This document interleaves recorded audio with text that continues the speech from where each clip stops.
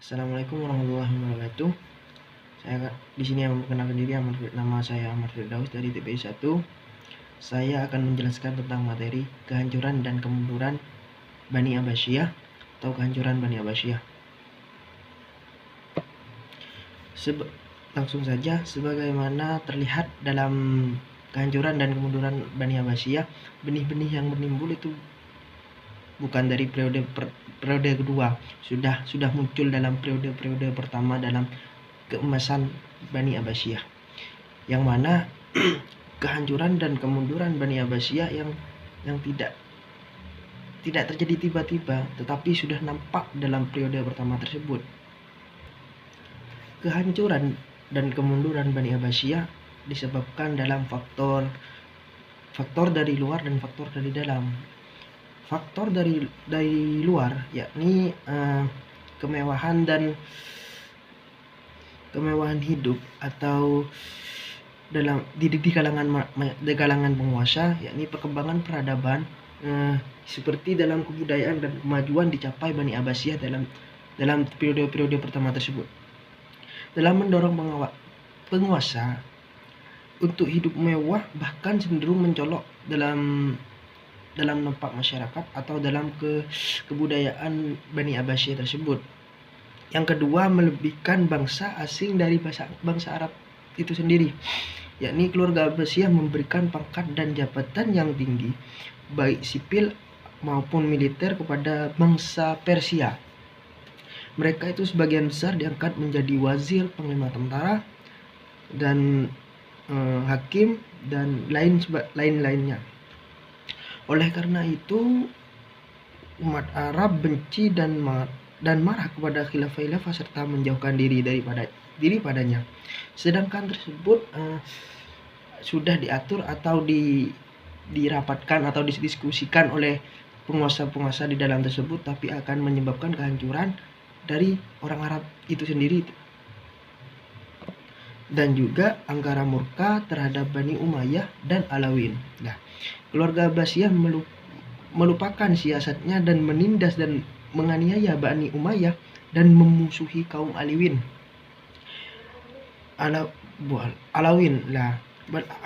Kaum Alawin yang mengakibatkan kerugian bagi dirinya sendiri. Mereka lupa bahwa berdirinya Bani mereka adalah hasil kerjasama dan juga perebutan kekuasaan antar keluarga Bani Abbasiyah. Itu juga menghancurkan dan menyebabkan kemunduran Bani Abbasiyah itu sendiri. Dan juga pengaruh bid'ah agama dan filsafat. Jadi jangan sembarangan kalau baca filsafat, jangan langsung menerjemahkan apa yang diterangkan di buku, tapi juga harus mengali-gali apa yang filsafat itu sendiri, dan juga kita harus merincikan apa masalah tersebut. Dan juga langsung saja, dan juga konflik keagamaan dan luasnya wilayah kekuasaan itu diperbutkan oleh pihak-pihak yang akan menghancurkan atau kemundurannya Bani Abbasiyah tersebut. Dan juga banyaknya bentrokan dari banyak bentrokannya ini, banyaknya daerah tidak dikuasai oleh khilafah dan memberikan atau memilih gubernur dari orang telah berjasa kepada khalifah sebagai hadiah. Nah, itu. Dan penghormatan untuknya. Nah, itu sudah jelas yang saya jelaskan tadi. Dan juga lemahnya semangat patriotisme negara. Khilafah Abbasiyah itu didirikan oleh Bani Abbasiyah dan bersekutu dengan orang-orang Persia. Jadi persekutuan di latar belakang tersebut akan menyebabkan masalah dan benih-benih nimbul untuk kehancuran Bani Abbasiyah tersebut atau ketidakpercayaan masyarakat di sana karena golongan pada masa Bani Abbasiyah berkuasa, keduanya sama-sama tertindas. Nah, dalam artian setelah khilafah Abbasiyah terdiri, dinasti Bani Abbas tetap mempertahankan persekutuan itu. Menurut Ibnu Khaldun, ada dua faktor yang menyebabkan kehancuran atau kemunduran Bani Abbasiyah tersebut. Faktor pertama yakni orang-orang Arab atau orang-orang Arab tidak melupakan Bani Umayyah. Faktor kedua adalah karena penyebab suku atau kebudayaan yang berbeda antara satu sama lain. Dan juga ada juga kan tadi faktor dari dalam dan faktor dari luar. Nah, faktor dari luar sendiri adalah diintegrasi akibat dari kebijaksanaan yang lebih merenungkan pembinaan atau peradaban kebudayaan Islam pada persoalan politik itu.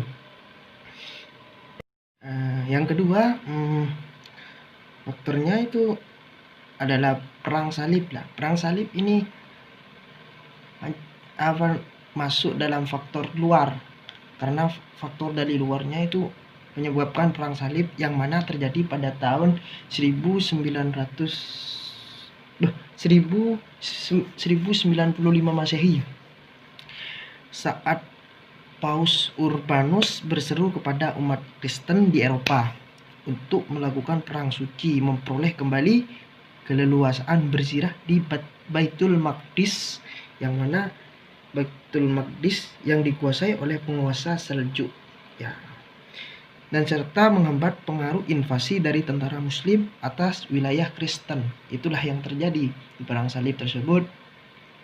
Dan juga yang mana periode perang salib terbagi menjadi 3, yaitu periode pertama yaitu penaklukan dimulai oleh pidato Paus Urbanus II yang memotivasi untuk berperang salib. Pada periode ini terjadi beberapa pertempuran, yaitu gerakan yang dipimpin oleh Pierre Amenete melawan pasukan dinasti Bani Saljuk. Dan kedua, yakni gerakan dipimpin oleh Godfrey of Bouillon. Nah, itu pokok itu dah. Gerakan ini merupakan gerakan terorganisir rapi. Mereka berhasil menundukkan kota Palestina atau Yerusalem pada 7 Juli 1099 dan melakukan pembantaian besar-besaran terhadap umat Islam. Itu tragedi yang sangat mengejutkan atau menghamparkan seluruh dunia tersebut. Dan juga periode ketiga, periode reaksi umat Islam. Periode ini muncullah pasukan yang dikomandangi oleh Imanuddin Zangi untuk membendung pasukan salib. Bahkan pasukan ini dapat merebut Aleppo dan Edsa. Dan juga setelah wafatnya Imanuddin Zangi, maka digantikanlah oleh anaknya yang bernama Nuruddin Zangi. Dia berhasil menaklukkan Damaskus, Antiolia, dan Mesir. Dan juga yakni serangan, bukan hanya perang salib atau imigrasi atau yang lain, ada juga penyebabnya, yakni serangan bangsa Mongol dan jatuhnya Baghdad, yang mana terjadi pada tahun 565 Hijriah atau 1280 Masehi. Tentara Mongol yang bersekutu sekitar 200.000 berkekuatan sekitar 200.000 orang tiba di salah satu pintu Baghdad.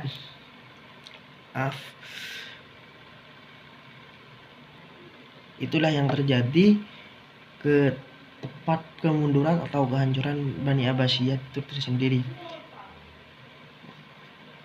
Itulah penjelasan dari saya dari kelompok 5 untuk penjelasan kemunduran dan kehancuran Bani Abbasiyah. Saya mohon maaf kalau ada salah dan tutur kata yang tidak benar dalam ucapan dan penjelasan saya yang rumit.